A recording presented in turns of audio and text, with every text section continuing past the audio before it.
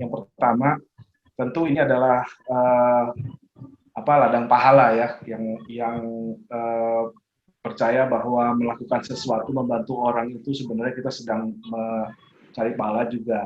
Itu kesempatan yang baik. Yang kedua juga ini bisa menjadi sumber penghasilan yang saya malah bilang anti krisis. Ya. Kenapa? Kalau orang krisis itu kan banyak orang yang stres. Itu malah hipnoterapi banyak yang nyari gitu ya. Itu. Nah itu sepanjang perjalanan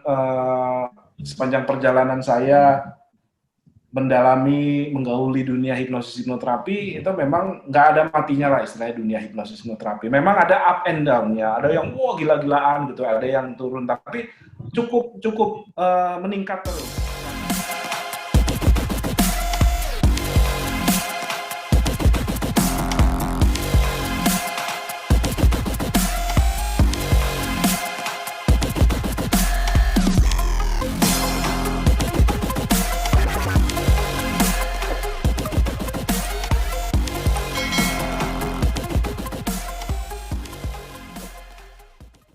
Halo, assalamualaikum warahmatullahi wabarakatuh. Saya Richard Afandi, seorang profesional hipnoterapis. Hari ini kita akan berbincang dengan pakar hipnoterapi sekaligus pengurus pusat Prahipti, yaitu Pak Sidney Panji Agung.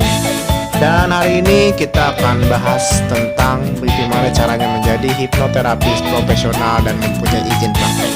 Oke, langsung saja check it out. Pengurus pusat ya dari Prahipti, ini Pak Sidney Panji Agung, ini sudah hadir di sini. Ya. Terima kasih Mas Richard, Coach Gusmun, kemudian dari Bogor ya, Kabupaten Bogor dan Kota Bogor, ini pengurus ketua DPC-nya masing-masing. Ini kesempatan yang luar biasa nih. Senang sekali bisa ketemu gini ya, justru karena masa pandemi kita malah jadi bisa ketemu ya. Kalau nggak pandemi, wah kita pengennya ketemu tatap muka langsung, susah cari jadwalnya gitu ya. Nah, saya cepat aja kasih gambaran kan, karena tadi saya juga sempat baca-baca pertanyaan, banyak sekali pertanyaan yang memang mewakili banyak hal yang masih jadi penasaranan di kalangan para praktisi yang baru maupun yang sudah lama ya. Jadi saya siapin materi sedikit saja, tapi sebentar ya, saya bukakan dulu. Sebentar. Oke. Ya. Suara saya jelas ya? Suara saya jelas ya? Jelas. Gambar sudah masuk? Gambar masuk. Oke.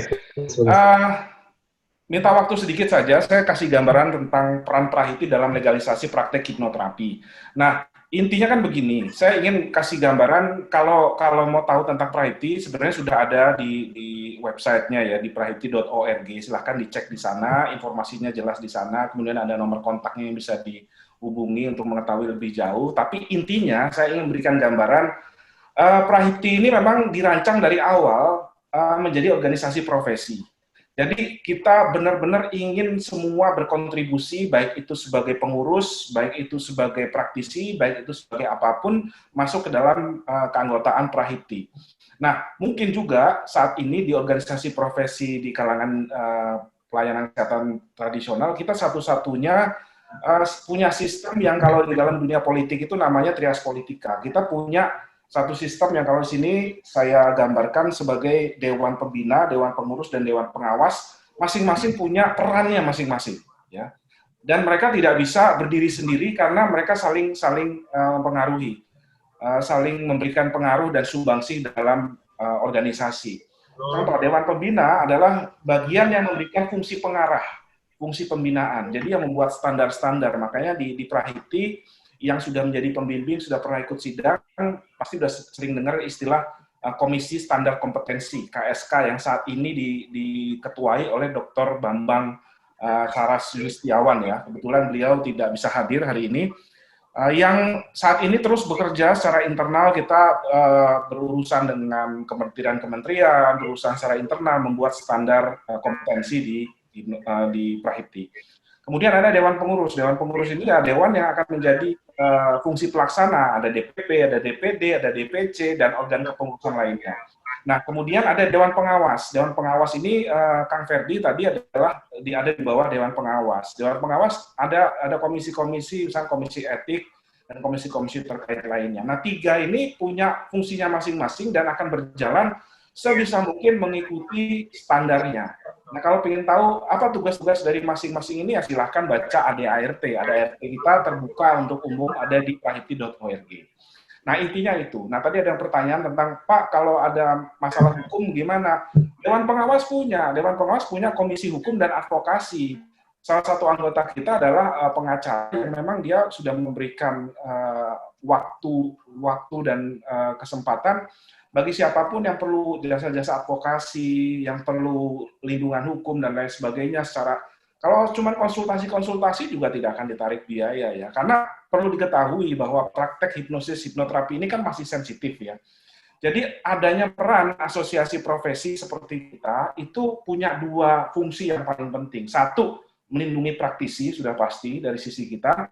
Yang kedua juga melindungi masyarakat. Jadi entah kita yang berkasus, misalkan ada potensi digugat, misalkan atau si klien itu sendiri yang bermasalah dengan praktisi kita, dua-duanya pasti kita akan bantu ya, sejauh yang bisa kita bantu, baik itu dari sisi administratif maupun dari sisi hukum-hukum yang berlaku. Nah, gambarannya seperti itu. Kalau inti-inti lain-lainnya ya, pengurus siapa, anggota dan lain sebagainya, silakan dicek di prahipti.org. Nah, kemudian ada program kerja kita yang memang sudah kita tetapkan untuk tahun 2020, mulai 2020 memang, yang kita kenal sebagai Tanata, yaitu mendata, membina, dan menata. Apa yang didata dan dibina dan ditata sudah pasti adalah praktisi hipnoterapi. Kita fokus dulu di hipnoterapi.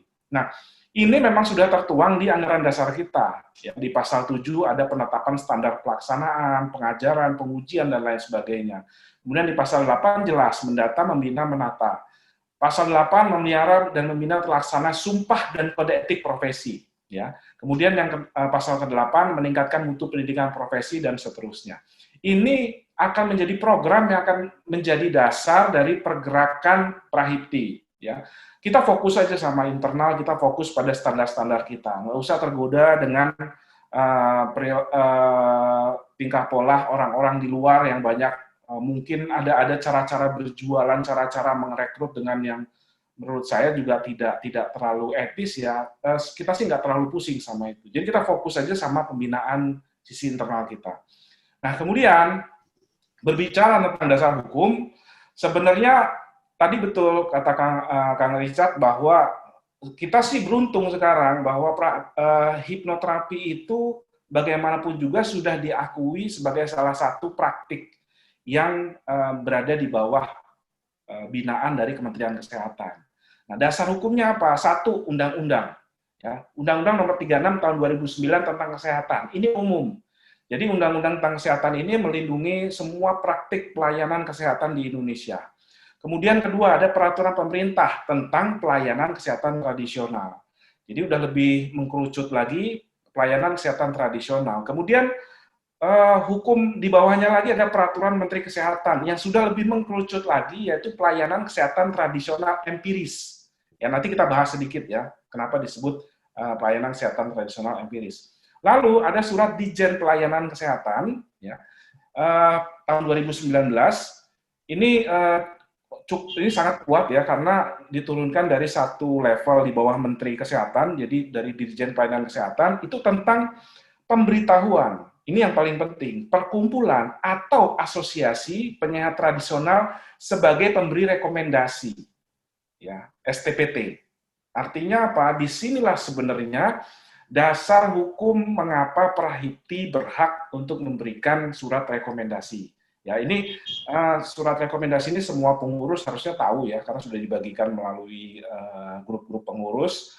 Kemudian juga pembimbing juga harusnya tahu. Ya. Nah, kemudian juga yang terakhir mengenai pembentukan kantor cabang dan sekretariat. Ini sebenarnya mengukuhkan kepengurusan Prahipti di dalam konteks pembinaan Kementerian Kesehatan. Oke. Nah, ini singkat saja ya, kita fokus pada bagian-bagian yang saya garis tebal saja, karena saya tidak ingin membuat ngantuk para partisipan pada hari ini gitu ya. Intinya begini, kenapa disebut pelayanan kesehatan tradisional empiris? Itu disebut empiris karena manfaat dan keamanan terbukti secara empiris. Nah, apa yang disebut empiris, yaitu pengetahuan dan keterampilannya diperoleh melalui pengalaman turun-temurun atau pendidikan non-formal. Ya, pendidikan non-formal dalam arti kursus kah, atau pelatihan kah, atau pembimbingan kah, atau apapun itu ya. Nah, kemudian ini kita berbasis pada peraturan pelayanan kesehatan ya. Ada namanya STPT, yaitu surat terdaftar penyiar tradisional yang merupakan bukti tertulis ya, yang ini dikeluarkan oleh dinas kesehatan wilayah masing-masing dari kota ataupun kabupaten. Nah, hipnoterapi itu masuk kategori pelayanan kesehatan tradisional empiris ya, yang sebenarnya pilihannya ada 3, teknik manual, teknik olah pikir, atau teknik energi, dan sudah pasti ada di bawah teknik olah pikir. Ya. Nah, ini dasar penting mengapa seorang hipnoterapis harus mengurus izin praktik yang masuk kategori sebagai surat terdaftar penyehat tradisional. Ya, jadi dasar hukumnya sudah jelas. Ya. Nah, ini yang saya bilang tadi bahwa STPT ini diurus ke Dinas Kesehatan Kota atau Kabupaten yang nanti detil-detil pengurusannya akan dijelaskan langsung oleh Dewan Pembina kita juga, oleh Ketua DPC Surakarta juga, Pak Dr. Hanung yang juga sudah berpengalaman makan asam garam ya, pengurusan perizinan ketika beliau juga sebagai praktisi penyiar tradisional komplementer. Ya. Nah, jadi dasar hukumnya itu. Ya. Nah, kemudian baru minggu kemarin ya, kita karena ada hal-hal tertentu terkait dengan COVID dan masa pandemi ini, ya kita mempermudah ya praktisi-praktisi hipnoterapi atau praktisi-praktisi hipnosis yang selama ini secara de facto sudah praktik gitu ya. Kita akan permudah untuk mengurus izin praktik ya. Karena bagaimanapun memang pesan dari Kementerian Kesehatan benar-benar kita harus angkat tema pembinaan itu yang paling utama. Jadi kita akan merangkul, ya terlepas dari persyaratan-persyaratan itu masih bisa dibicarakan ya. Nanti bicara dengan karena di sini kan saya lihat banyak juga pembimbing yang hadir di sini, banyak juga pengurus yang hadir di sini yang tahu tata caranya. Tapi intinya itu, dan boleh dibilang bahwa karena memang Prahipti ini ingin seprofesional mungkin, ya di kalangan asosiasi profesi di lingkungan penyiar tradisional, mungkin Prahipti ini satu-satunya organisasi profesi yang menerapkan sistem sidang dan sumpah profesi. Ya, tolong dikoreksi kalau saya salah, tapi di lingkungan penyiar tradisional sih kelihatannya sih Prahipti ya sejauh ini. Nah ini kenapa? Ya karena kita ingin memberikan tadi perlindungan untuk masyarakat dan juga perlindungan untuk praktisi. Bagaimana kita mengeluarkan surat rekomendasi kalau nggak ada pertanggungjawabannya? Bagaimana kita yakinkan bahwa praktisi hipnoterapi itu layak untuk direkomendasikan kalau kita nggak tahu seberapa pantas yang bersangkutan untuk berpraktik misalkan. Bukan berarti kita akan mempersulit, bukan juga untuk menguji, bukan, tapi kita menjadi memberikan peran pembimbingan dan pembinaan di sisi tersebut. Ya. Nah, kemudian ada tata cara penyelenggaraan sidang dan sumpah profesi selama masa pandemi. Ini dokumen lengkap ini tanyakan pengurus-pengurus ya, pengurus yang kemarin ikut rapat mengenai ini pasti punya ya dokumen-dokumen ini, bisa ditanyakan secara detailnya. Yang intinya adalah Prahipti di masa pandemi ini memang dengan dasar pertimbangan satu, penting dan mendesak penyelenggaraan sidang dan sumpah profesi untuk mengakomodir aspek legal dari praktik hipnoterapi, kemudian juga situasi pandemi, ya, juga mengacu kepada pasal 22 anggaran rumah tangga kita, ya, yang memang memperbolehkan penggunaan teknologi dalam kegiatan perkumpulan, ya. Jadi sebenarnya rapat-rapat seperti ini di Prahipti, ya, sudah resmi karena di anggaran dasar kita sudah membaca tanda kutip gitu ya. Tren ke depan kemungkinan adalah rapat-rapat kegiatan-kegiatan resmi itu bisa jadi melalui video conferencing seperti ini, gitu ya. Dan pelaksanaan fungsi pembinaan juga secara lebih intensif, makanya kita membuka kesempatan ya tata cara sidang dan sumpah profesi di masa pandemi tahun 2020. Ya. Saya akan sekilas saja untuk memberikan gambaran. Ya.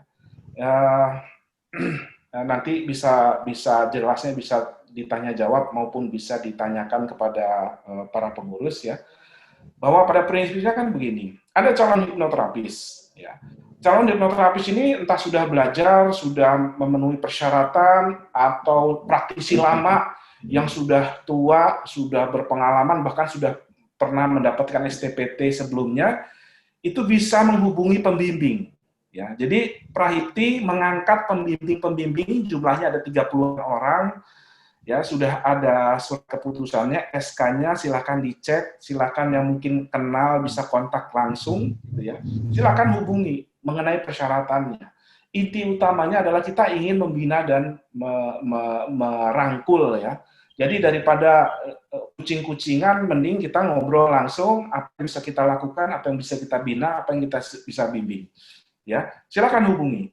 Ya, kemudian dari pembimbing tersebut, memang jika syaratnya sudah dipenuhi atau syaratnya dianggap memenuhi, entah karena pengalaman, entah karena STPT sebelumnya, gitu ya, bisa memberikan bimbingan. Isi bimbingan adalah tentang organisasi Prahipti itu sendiri, kode etik profesi, ya, karena Prahipti sudah punya kode etik profesi yang sudah di SK-kan, kemudian bimbingan praktik sesuai persyaratan KSK, bimbingan materi ujian, ya, sosialisasi hukum peraturan yang berlaku, dan kemudian juga bimbingan persiapan sidang. Ya. Ini semua penting. Kenapa?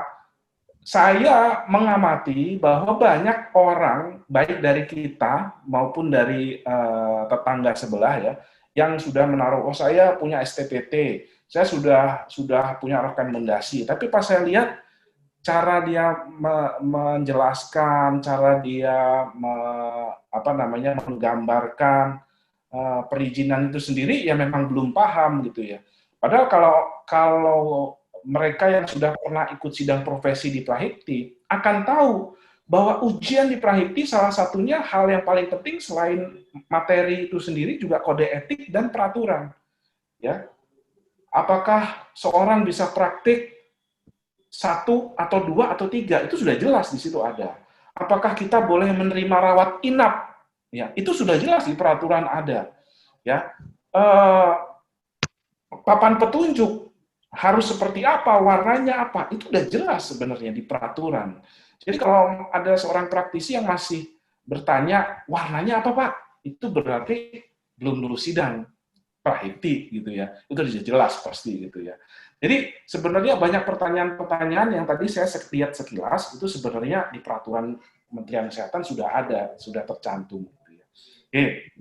Lalu kalau bimbingan sudah clear, ada ujian online. Ujian online ini UKS dan UPP namanya. Dan ini sebenarnya bukan ujian.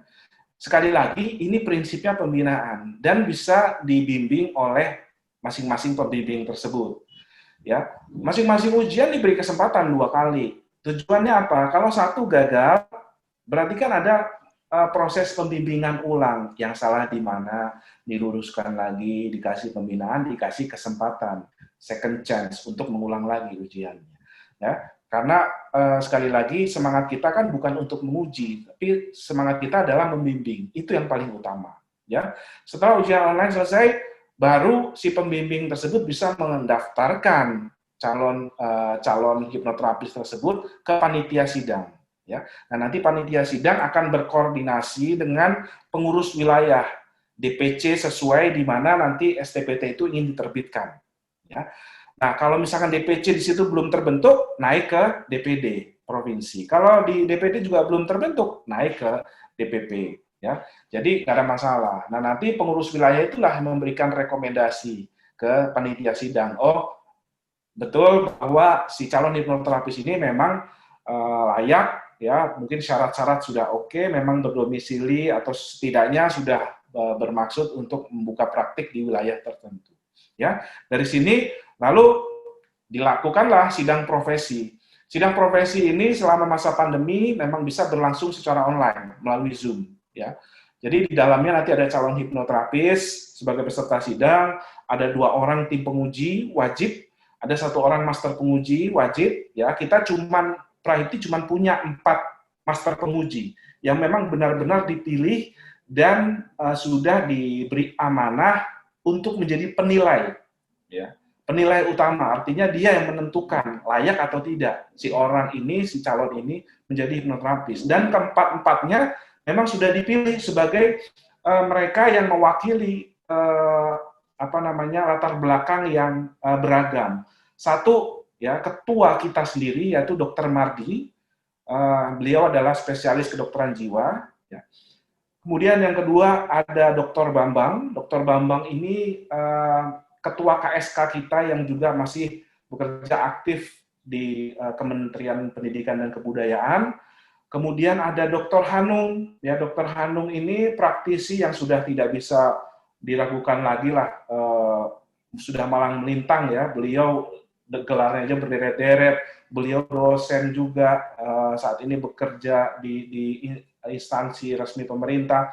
Dan yang terakhir adalah seorang psikolog, Dr. Andes Cassandra, ya. Beliau psikolog terkenal, senior, yang juga sudah menjadi seorang psikolog forensik sering membantu Mabes Polri ya dalam psikologi forensik.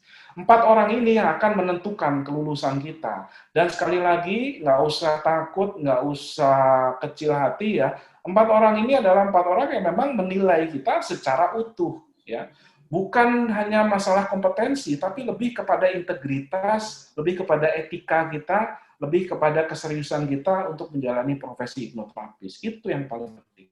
Ya, selain juga nanti ada 1 orang ketua pengurus wilayah hadir di dalam sidang dan 1 orang pembimbing yang bersangkutan untuk hadir di sidang. Nah, kalau sudah clear sidang dinyatakan berhak lulus, nanti ada acara pengambilan sumpah. Ya, kalau sidang tadi kita jadwalkan sesuai dengan waktunya, nah pengambilan sumpah nanti kita sudah jadwalkan secara massal dan di batch pertama sidang online ini kita sudah tentukan di tanggal 17 Oktober. Ya. Jadi kita kumpulkan semua yang sudah lulus sidang untuk sama-sama kita ambil sumpah karena bagaimanapun yang namanya profesi ya. 1, ada kompetensi yang bisa dipertanggungjawabkan, yang kedua jelas, karena kita berurusan dengan manusia, kita berurusan dengan orang, harus ada proses pengambilan sumpah atau janji profesi. Terkait apa? Kode etik. Itu paling penting. Ya, itu yang akan menjadi acuan kita dan juga menjadi amanah dari anggaran dasar dan anggaran rumah tangga Prahiti. Ya. Nah, ini pengambilan sumpah juga berlangsung selama pandemi, berlangsung melalui video conferencing Zoom, ya. Dan setelah selesai sumpah, nanti layak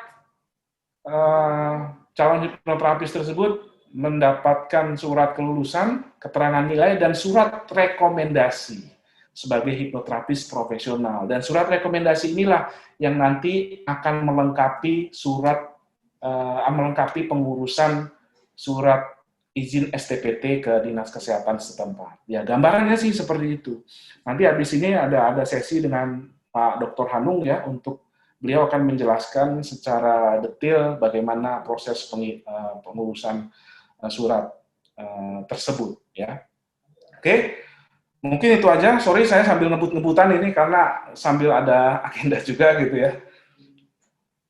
Silakan, host, materi dari saya sudah selesai sih. Oke, terima kasih. Informasi. Terima kasih Pak Sidney, luar biasa materinya.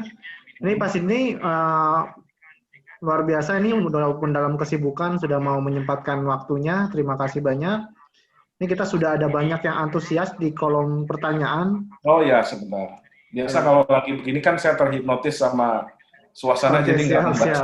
Ini saya bacakan lagi dari pertanyaan yang tadi sudah ditanyakan ya Pak ya. Dari mungkin yang tadi terakhir dulu dari Pak siapa tadi Pak Karisma ya, tentang kalau misalkan kita diminta untuk menterapi nih, apakah walaupun belum punya izin gitu, apakah boleh gitu kalau sudah hipnoterapis? Sebentar, ini chat saya kosong ya? Chat memang kosong ya? Kosong ya? Chat saya kosong. Oke, dibacakannya deh. Dibacakan aja ya. Pertama yang tadi dulu Pak. Jadi kalau misalkan kita nih sudah hipnoterapis, apakah boleh membantu orang untuk terapi gitu? Secara sudah ada izin atau belum? Belum ada izin misalkan. Nah, sebenarnya kan gini, kalau yang namanya praktik, ya, sampai sejauh ini sih yang disebut sebagai praktik harus berizin itu praktik profesional memang. Artinya gini, kalau kita bantu keluarga kita sendiri, titik sampai di situ gitu, atau teman sendiri sih masih oke lah tanpa surat izin tersebut ya. Karena kan orang yang kita kenal, kita tidak mengkomersialisasikan itu gitu ya. Tapi kalau kita sampai pasang plang nama gitu ya, sampai plang praktek hipnoterapi ya harus punya izin, jelas itu udah diatur ya. Itu sih. Kalau misalkan kan teman-teman ini ada yang sudah menjadi anggota gitu ya, lalu melakukan praktek itu, kalau misalkan ada miss gitu, misalkan di masyarakat gitu, itu apakah tetap kita melindungi apa selama dia, kan itu hanya kalau misalkan dia punya izin, kalau dia belum punya izin itu gimana tuh untuk kasus seperti itu? Nah, justru peran pengurus adalah pertama adalah pembinaan. Pembinaan itu bisa dalam bentuk surat himbauan atau surat kalau internal surat edaran ya. Bahkan bukan hanya praktisi anggota kita saja, praktisi yang bukan anggota kita, kalau memang kita tahu dia praktik misalkan dan tidak memiliki surat izin, sebenarnya kita berhak untuk memberi himbauan ya. Bukan teguran loh ya, himbauan. Karena nanti penegakan itu sebenarnya harus bersama-sama dinas kesehatan, gitu, ya. Misalkan kita setelah kita beri himbauan, terus belum juga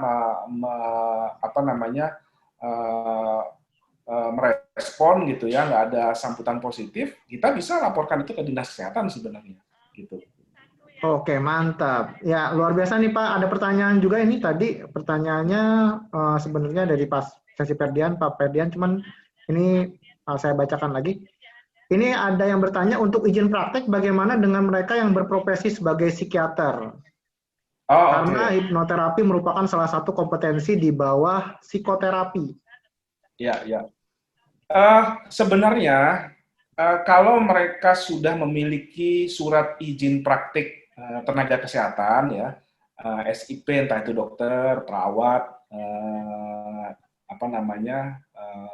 bidan misalkan ya, STPT itu tidak perlu selama kita tidak praktik mandiri. Artinya kita nggak benar-benar kita praktik hipnoterapi di jalanan kita terus buka gitu ya. Itu sebenarnya nggak perlu.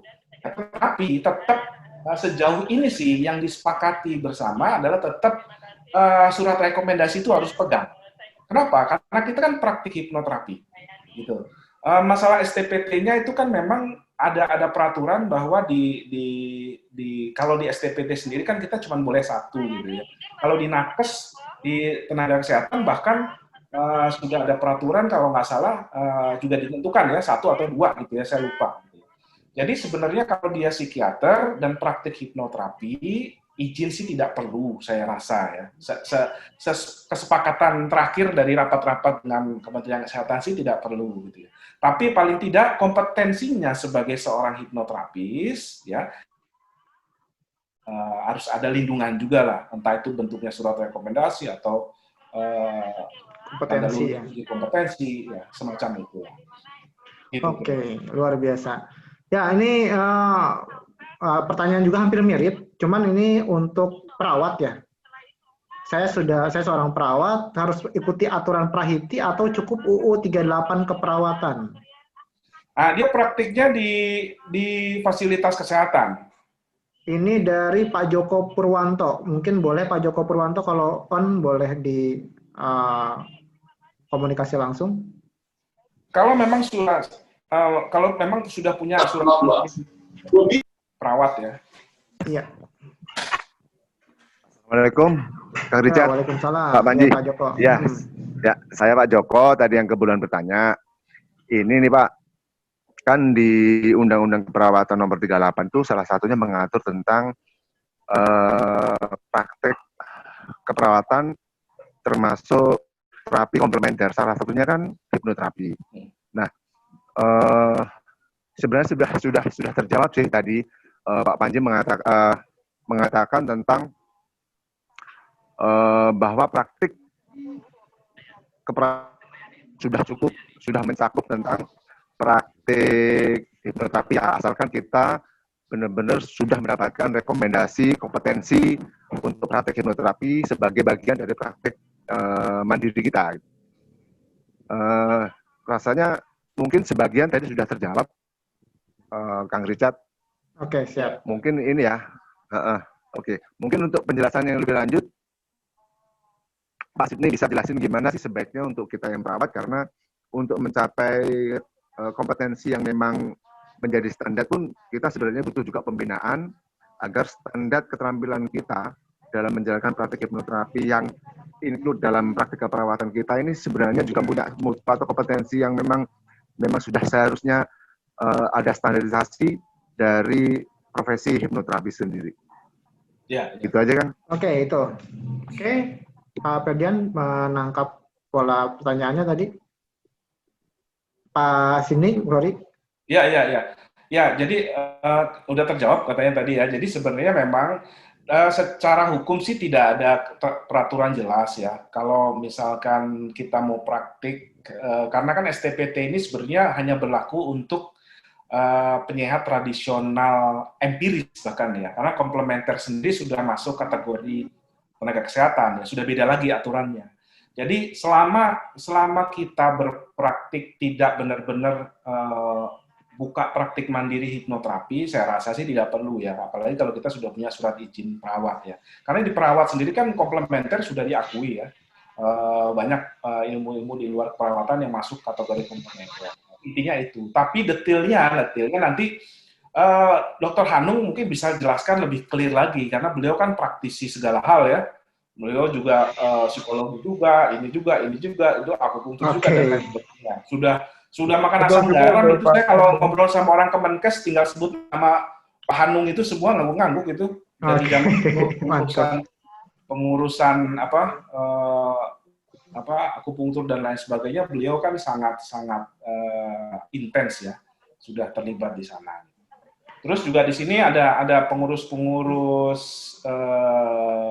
ada perawat profesional juga ya. Ini Mas Nadi nih dari Lubuk Linggau kalau salah ya. Betul, Pak Sidney. Ya, lebih clear lagi nanti mungkin lebih jelasnya detailnya tentang dunia keperawatan. Dan justru salah satu alasan Prahiti ya, sebenarnya kan kita baru bicara hipnoterapi.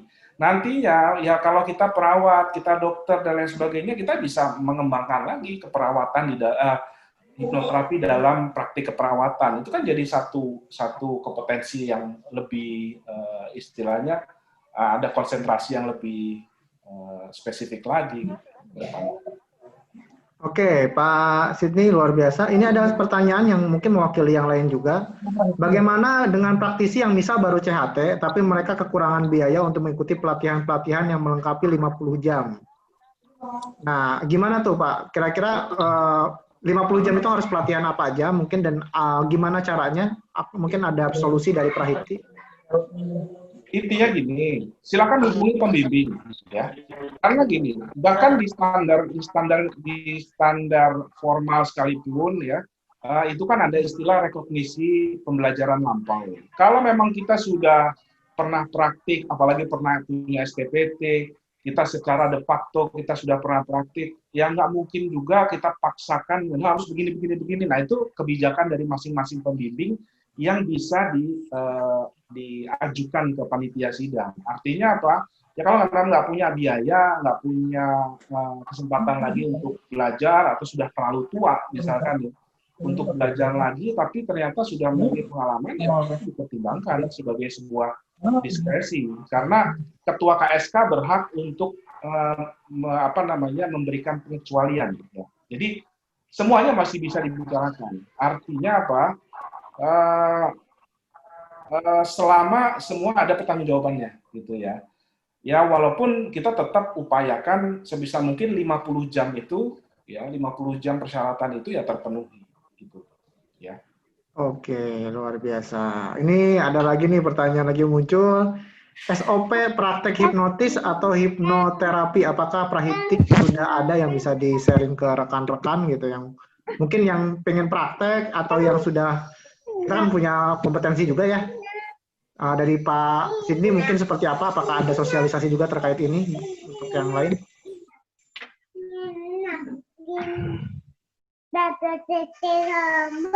Oke, saya unmute dulu yang lain.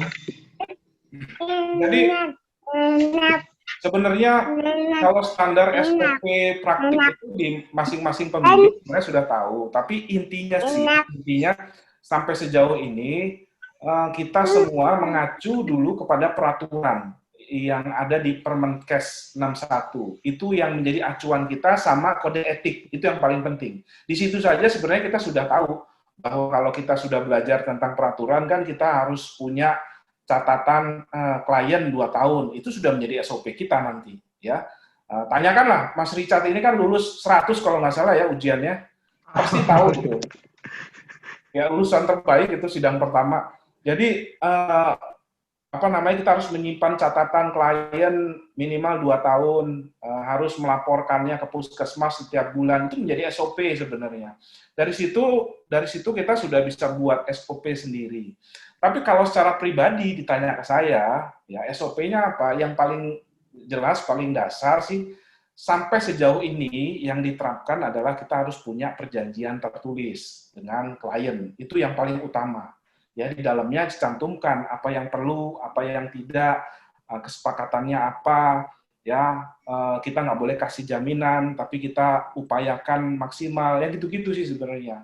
Nah, Praite memang belum sejauh ini menstandarkan SOP secara teknis khusus ya, karena kita masih mengacu pada tadi peraturan dan kode etik, itu yang paling utama. Dari situ baru kita bisa buat SOP masing-masing PBB. Gitu. Oke, mantap. Jadi sebenarnya udah termaktub ya, udah tertulis di dalam Permenkes sebenarnya, ya untuk teknisnya secara umum.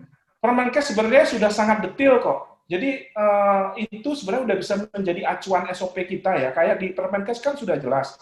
Kita sebagai praktisi hipnoterapi tidak boleh menggunakan alat diagnostik kedokteran. Gitu. Jadi jangan pakai stetoskop misalnya. Tapi sebagai contoh seperti itu ya. Sudah jelas kok sebenarnya. Itu bisa kita pakai sebagai acuan SOP dalam praktek hipnoterapi. Ya. Nah, itu keren banget nih. Jadi hipnoterapi sekarang tuh udah serba tertata ya. Salah satunya nanti mungkin teman-teman kalau mau cari di Permenkes 61, nanti kalau nggak di grup saya juga share. Itu ada 62 lembar yang bisa teman-teman baca gitu ya, terkait dari mulai teknis penyelenggaraan klinik, plan dan lain-lain juga ada di situ, atau bisa di grup di websitenya Prahipti ya Pak Sidney ya, sudah ada juga ya? Ya, ada. Oke, jadi itu pertanyaan dari Gang Z ya. Selanjutnya ini masih banyak banget, tapi mungkin saya batasin ya beberapa sampai waktunya habis saja. Oke.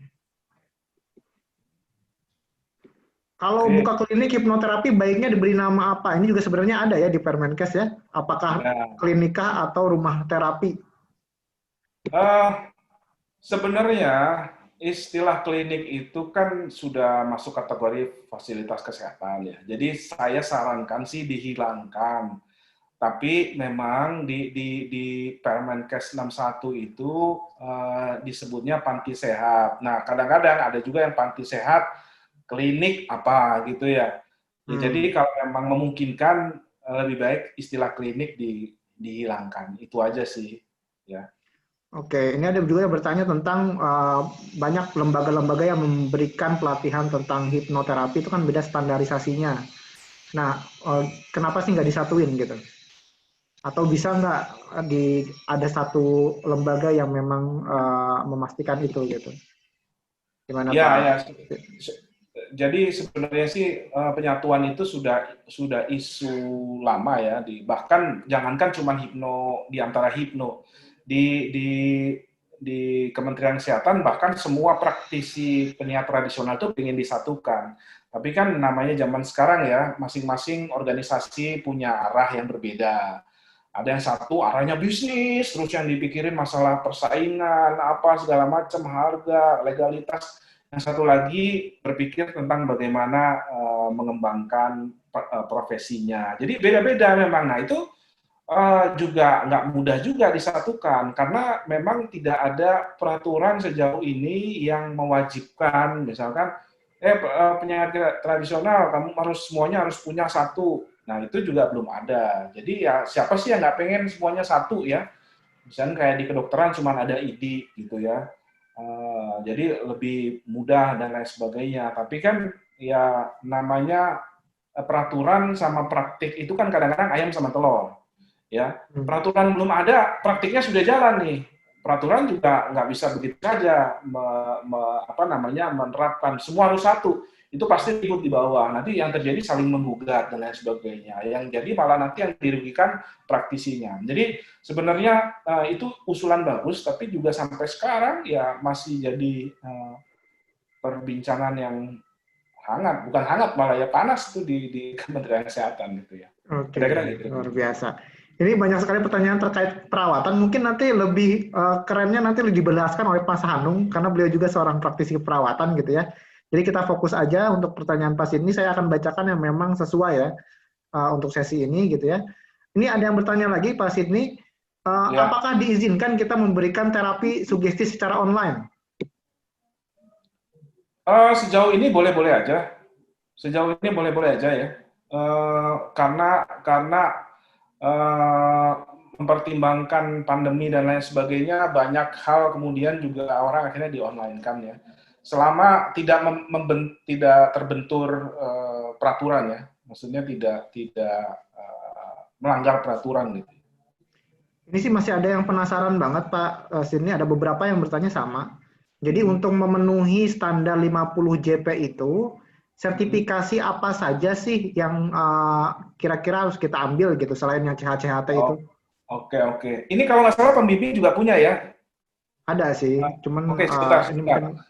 Saya buka aja ya supaya tidak jadi bisul nih ya. Tadi kayaknya nanya udah berkali-kali ya. Sebentar. Saya buka di mana ya? Oh iya. Ini nih kayaknya. Nah, ini ya. Sebenarnya ini bisa dicek di masing-masing pembimbing ya. Kelihatan ya gambarnya ya? Ya. Oke. Jadi di Prahiti itu ada jenjang keanggotaan. Satu, anggota terdaftar. Syaratnya 8 jam pelatihan hipnosis. Apapun lah. Ini sebenarnya fungsi pendataan. Jadi kita mau merangkul siapa saja yang pernah belajar hipnosis, hipnoterapi gitu ya, tanpa kita terlalu pusing dengan dia belajar dengan standar apa. Yang penting kan kita punya data. Kita punya fungsi pendataan ya untuk merangkul semua praktisi. Lalu mulai ada kemudian jenjang praktisi hipnosis. Ini 16 jam pelatihan dan telah lulus UKS. Ya, UKS ini bisa diakses siapapun ini yang sudah menjadi anggota Prahiti. Ya. Jadi yang sudah diverifikasi dan menjadi anggota Prahiti sebenarnya bisa ambil ujian UKS bahkan sebelum sidang. Ya. Nah kemudian hipnoterapis profesional ini kan yang menjadi untuk menjadi hipnoterapis profesional ada persyaratan sidang. Itu 100 jam pembelajaran yang terdiri dari 50 jam pelatihan, ya.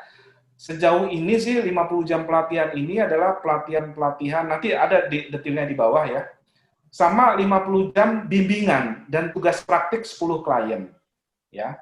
Kemudian lulus UKS, lulus UBP, lulus sidang dan sumpah profesi. Nah, untuk penjelasan ini, sebentar ya.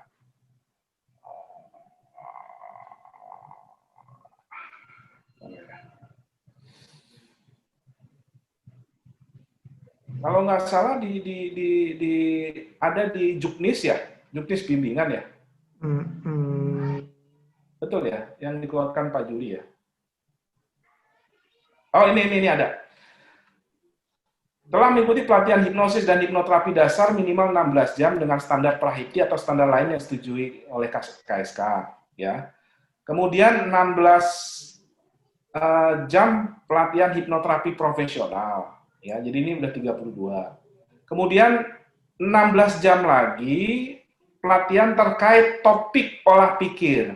Ya, minimal 16 jam. Misalnya hipnosis terapan. Hipnosis terapan itu bisa aja hipnosis untuk keperawatan misalkan, hipnosis Ericksonian hipnosis masih oke, ya.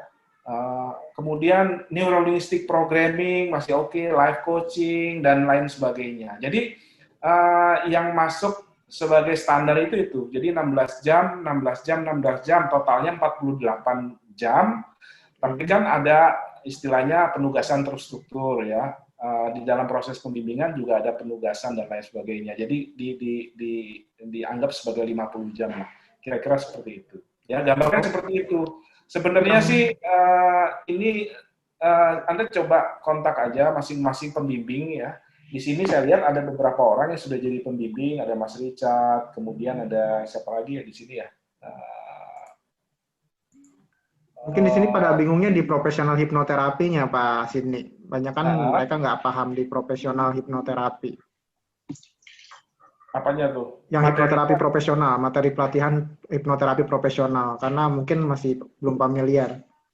Oh, belum familiar ya. Sebenarnya kalau hipnosis profesional ini belum familiar, bisa diganti dengan pelatihan hipnosis jenis lain ya. Kalau kita pernah ikut pelatihan hipnosis jenis lain, selama itu bukan kelas dasar sih boleh juga. Ini kan contoh ya, mengikuti pelatihan profesional dasar atau standar lain yang disetujui oleh KSK ya.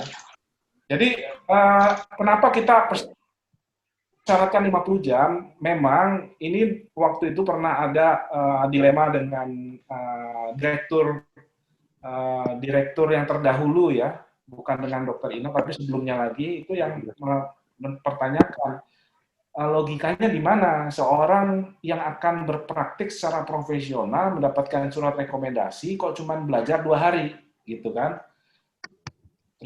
Terus kita juga cari referensi dari luar rata-rata kalau kita sebut ya dari NGX atau MGH dari pihak CT misalkan memang membutuhkan paling tidak 50 jam latihan dan 50 jam praktik misalkan.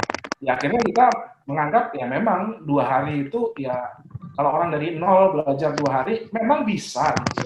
Tapi kan pertanggungjawaban keilmuannya mungkin memang harus ditambah gitu ya. Bukan untuk membebani loh ya. Ini kan untuk memastikan saja bahwa secara basis keilmuan kita anggap cukup untuk praktis. Itu aja sih.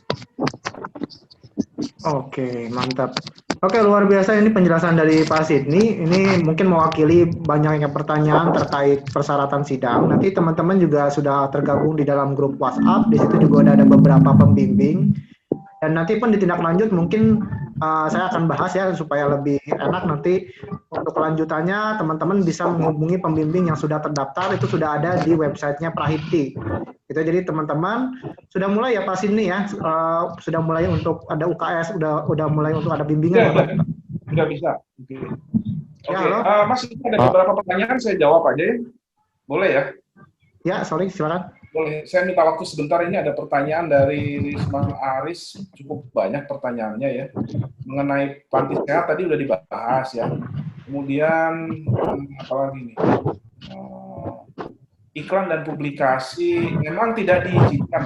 Intinya beginilah, kalau memang kita lihat indikasi udah ada pelanggaran, terutama dari anggota, dilaporkan saja. Dilaporkan secara resmi. Ya, intinya gitu. Kenapa? Laporkan secara resmi itu ada buktinya. Ya, ada buktinya itu entah di foto, entah di capture atau apa gitu ya. Nah, nanti dilaporkan. Kita kan punya dewan pengawas. Dewan pengawas bisa membentuk komisi etik ya. Kalau memang melanggar nanti ada sanksi administratif atau sanksi lain gitu ya. Yang penting dilaporkan dan bukti gitu ya. Jadi itu jelas dan siapa yang melaporkan, yang penting itu. Ya karena kita pasti ada proses klarifikasi, proses ini dan lain sebagainya. Itu. Kemudian ini ada pertanyaan, jika sudah punya surat izin STPT sebelum adanya prati, apakah lagi STPT-nya atau sudah cukup?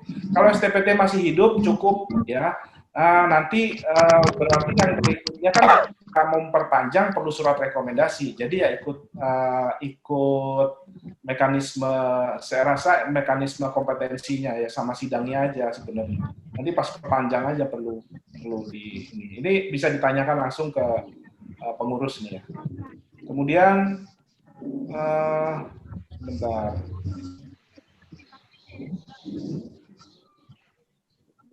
Apa lagi ya? Oke, ini banyak nih Pak. Banyak ya.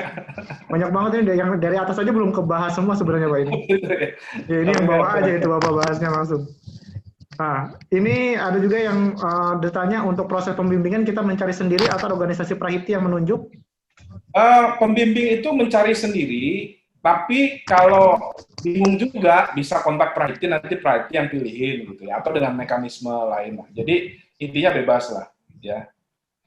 Nah, ini juga ada yang bertanya untuk yang sudah sampai certified instruktur, apakah itu termasuk yang mana?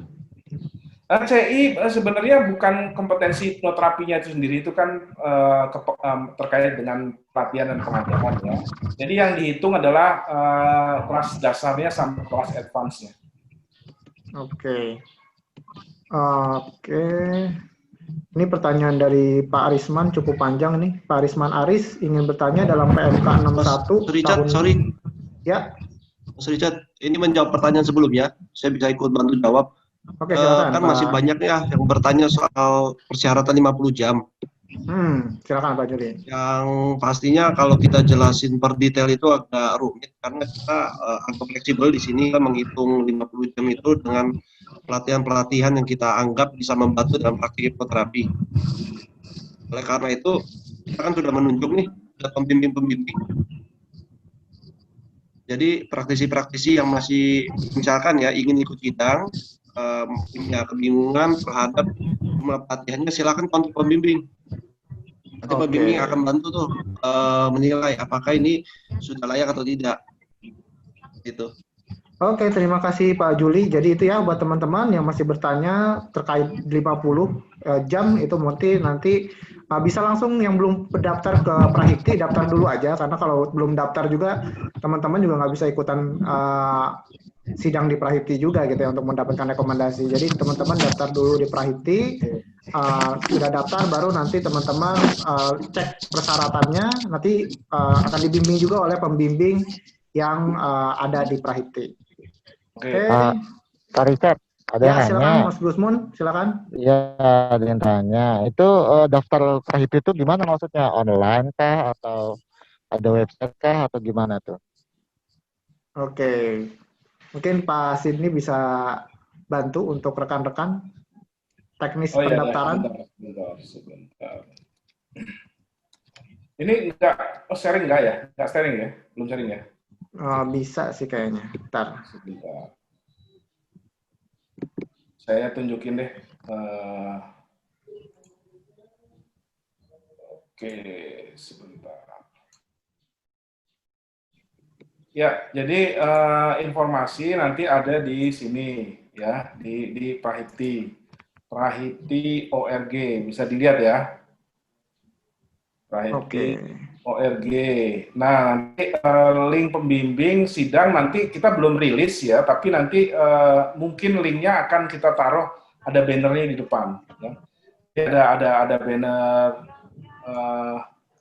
banner besar di sini. Ya. Jadi kita pasang banner di sini untuk sidang. Jadi sementara sih. Ya, saya tambahin lagi Pak Sidney. Ya. Halo. Ya, Mas Juli, boleh. Ya, sementara emang halamannya saya belum buat. Tapi untuk mengenai siapa saja pembimbingnya itu kita sudah mengeluarkan SK-nya. Jadi bisa di Prahiti ORG /SK strip pembimbing. Ini pasti bisa kasih lihat. Di situ nanti ada daftar pembimbing siapa saja. Susah. Oke. SK strip pembimbing.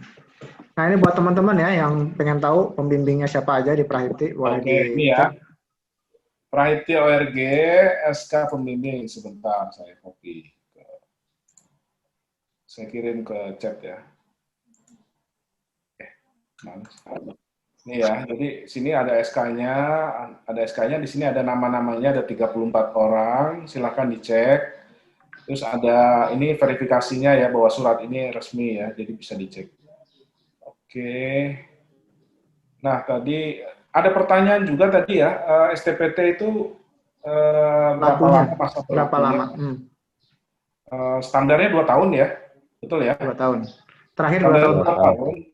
Tapi ada juga, saya lihat dinas kesehatan beberapa tempat itu masih ada yang 3 tahun gitu ya.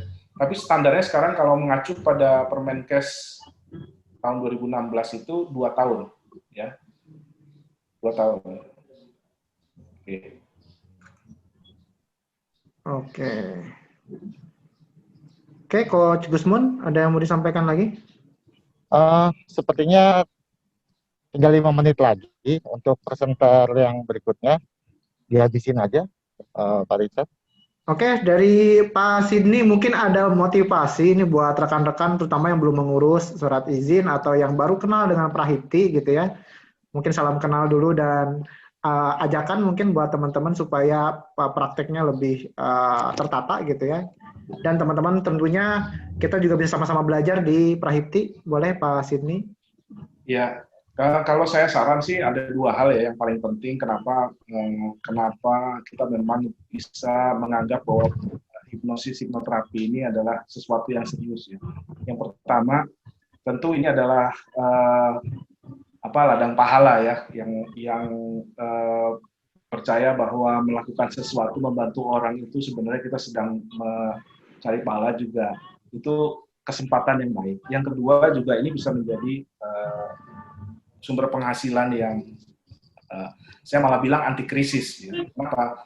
Kalau orang krisis itu kan banyak orang yang stres. Itu malah hipnoterapi banyak yang nyari gitu ya. Itu. Nah itu sepanjang perjalanan saya menggauli dunia hipnoterapi itu memang nggak ada matinya lah istilahnya dunia hipnoterapi. Memang ada up and down-nya, ada yang gila-gilaan gitu, ada yang turun, tapi cukup meningkat terus karena profesi hipnoterapi ini juga kan salah satu profesi, 1 dari 10 profesi yang berkembang pesat ya, bukan hanya di Indonesia tapi di seluruh dunia. Ya, silakan cari praktisi hipnosis di luar gitu ya, standar-standarnya berapa dan lain sebagainya. Yang kemudian yang kedua juga aspek legal penting. Kenapa? Jangan lupa bahwa hipnoterapi itu masih punya stigma negatif dan sesuatu yang sensitif ya. Jadi perlu sekali hati-hati. Ya, jadi ketika kita berpraktik tapi kita tidak secara legal, pasti mengundang dan mengandung risiko yang tidak kecil juga ya, apalagi kan orang mengiranya hipnosis ini dikaitkan dengan kejahatan.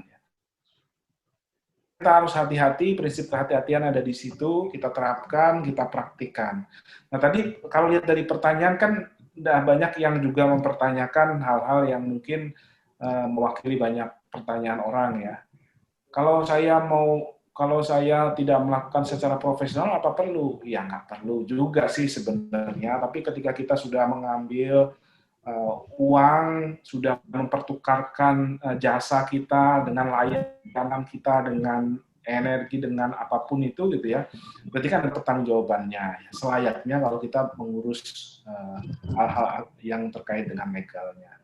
Itu ya, dan saya rasa sih kalau kita semua satu visi bahwa kita sepakat bahwa Prahiti ini menjadi rumah kita, menjadi payung kita, ya kita kerjakan sama-sama. Ya, kesempatan kita itu punya dari sisi istilah gini, Prahiti itu memberikan kesempatan dari sisi struktural dan fungsional. Ya, kita punya berapa ribu kota dan kabupaten di Indonesia. Ya, dari masing-masing kota kabupaten itu bisa menaungi ada ketua, ada sekretaris, ada bendara, dan kita bisa kembangkan sama-sama sampai ke ujung Sabang dan sampai Merauke, gitu ya. Itu dari sisi struktural. Dari sisi fungsional ya berarti kita dari sisi praktisinya itu sendiri. Kita bisa menjadi praktisi hipnoterapi, kita bisa menjadi pembimbing. Nanti kalau standar-standar kita juga sudah clear dari standar Kemendikbud, SKL dan lain sebagainya sudah clear, kita juga bisa dari sisi kepengajarannya, ya kompetensinya dan lain sebagainya. Jadi itu kesempatan yang luas, ya. itulah eh, apa namanya keinginan sih sebenarnya kenapa Prahiti itu dibentuk ya supaya kita maju sama-sama. Kalau sendiri ya kalau kita cuma ngomongin bisnis doang ya ngapain kita bikin Prahiti gitu ya. Mendingan kita bikin lembaga terus kita mengakui bahwa itu satu-satunya lembaga yang legal buat apa juga itu semangat yang berbeda lagi gitu ya. Kira-kira begitu. Oke? Oke, keren banget Pak Sidney, Mantap, luar mantap. biasa. Pertama, tentu ini adalah ladang pahala ya yang percaya bahwa melakukan sesuatu membantu orang itu sebenarnya kita sedang mencari pahala juga. Itu kesempatan yang baik. Yang kedua juga ini bisa menjadi sumber penghasilan yang saya malah bilang anti krisis. Ya. Kenapa? Kalau orang krisis itu kan banyak orang yang stres. Itu malah hipnoterapi banyak yang nyari gitu ya. Itu. Nah itu sepanjang perjalanan saya mendalami, menggauli dunia hipnosis hipnoterapi, itu memang nggak ada matinya lah istilahnya dunia hipnosis hipnoterapi. Memang ada up and down-nya, ada yang wah gila-gilaan gitu, ada yang turun, tapi cukup meningkat terus. Karena profesi hipnosis hipnoterapi ini juga kan salah satu profesi, 1 dari 10 profesi yang berkembang pesat, ya, bukan hanya di Indonesia tapi di seluruh dunia. Ya, silakan cari praktisi hipnosis di luar gitu ya, standar-standarnya berapa dan lain sebagainya. Yang kemudian yang kedua juga aspek legal penting. Kenapa? Jangan lupa bahwa hipnosis, hipnoterapi itu masih punya stigma negatif dan sesuatu yang sensitif ya. Jadi perlu sekali hati-hati. Ya, jadi ketika kita berpraktik tapi kita tidak secara legal, pasti mengundang dan mengandung risiko yang tidak kecil juga. Ya, apalagi kan orang mengiranya hipnosis ini dikaitkan dengan kejahatan. Kita harus hati-hati, prinsip kehati-hatian ada di situ, kita terapkan, kita praktikkan. Nah tadi kalau lihat dari pertanyaan kan udah banyak yang juga mempertanyakan hal-hal yang mungkin mewakili banyak pertanyaan orang ya. Kalau saya tidak melakukan secara profesional, apa perlu? Ya nggak perlu juga sih sebenarnya, tapi ketika kita sudah mengambil uang, sudah mempertukarkan jasa kita dengan layanan kita, dengan energi, dengan apapun itu gitu ya, berarti kan ada pertanggungjawabannya. Selayaknya kalau kita mengurus hal-hal yang terkait dengan legalnya.